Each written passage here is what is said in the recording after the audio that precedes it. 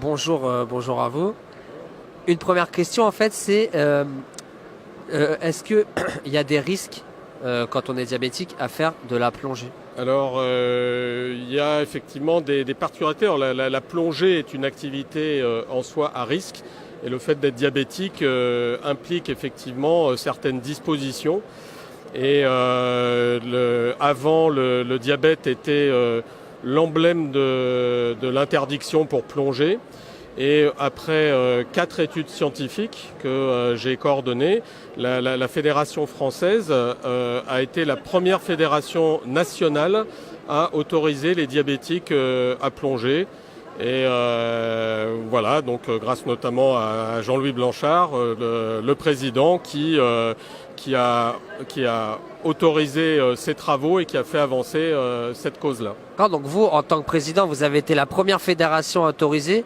On peut dire du coup la France est un peu en avance. Est-ce qu'il y a d'autres nations qui l'ont fait? Et du coup, quand vous avez pris cette responsabilité, ça s'est passé comment en fait? Alors, d'abord, ce n'est pas une responsabilité. C'est un choix s'appuyant sur des études épidémiologiques, enfin scientifiques, dûment menées. Voilà.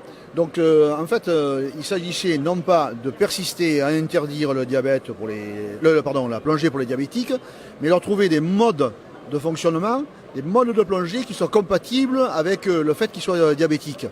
Donc, désormais, les diabétiques plongent, d'ailleurs même les mineurs, on a la dernière étude portée sur les mineurs, mais avec certaines petites conditions restrictives qui n'enlèvent rien à la qualité de la plongée, mais qui parfois vont réduire le temps de la plongée, par exemple le temps d'exposition. Voilà. Il y a vraiment des contraintes que je qualifie de mineures par rapport à l'interdiction totale qui perdurait depuis des années. Alors maintenant, sur le plan international, j'ai envie de dire, on essaime, j'espère que nous essaimons sur le modèle français. Je ne suis pas certain qu'on ait convaincu la planète entière, bien sûr, mais petit à petit, cela se fait. Et cela se fera de toute façon avec les meilleurs ambassadeurs du monde, je vais vous dire. Les meilleurs ambassadeurs du monde sont les diabétiques eux-mêmes qui plongent en France, qui ont des brevets et qui vont aller en vacances plonger en Égypte ou en Italie ou aux Caraïbes ou ailleurs, et qui disent mais comment? Mais je plonge et je sais plonger et je suis autorisé. Et bien ce sont eux les vecteurs qui vont permettre l'essaimage dans le monde entier. Justement, pour rebondir sur ce que monsieur a dit, vous êtes au final les porte-drapeaux des diabétiques dans le monde, avec votre association, avec les diabétiques qui plongent. Comment du coup est-ce que vous ressentez ça? Vous avez l'impression de porter un message ou c'est avant tout déjà une réussite de pouvoir plonger? Alors aujourd'hui, effectivement, on a travaillé avec Boris sur toutes les études médicales, puisque toutes les études médicales ont été faites en partenariat avec Diabète et Plongée, surtout les dernières.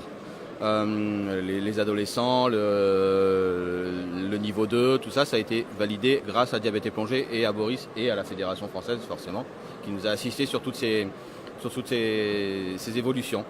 On travaille en permanence sur l'évolution, on travaille aussi pour informer les gens, nous, beaucoup d'informations. Parce qu'il y a encore beaucoup de personnes qui pensent que le diabète est interdit, que la plongée est interdite pour le diabète, pardon. Donc on travaille beaucoup sur ces sujets-là. C'est pour ça qu'on vient au salon de la plongée, où on rencontre énormément de personnes qui nous permettent qui nous posent beaucoup de questions et surtout beaucoup de clubs. Donc effectivement, on essaie d'internationaliser ça. On travaille en ce moment avec la Belgique pour essayer de justement changer un peu le mode de fonctionnement avec la Belgique. D'ailleurs, Jean-Louis nous aide beaucoup sur ces sujets-là parce que connaît très bien la présidente de la fédération belge qui vient souvent ici et dont il discute aussi.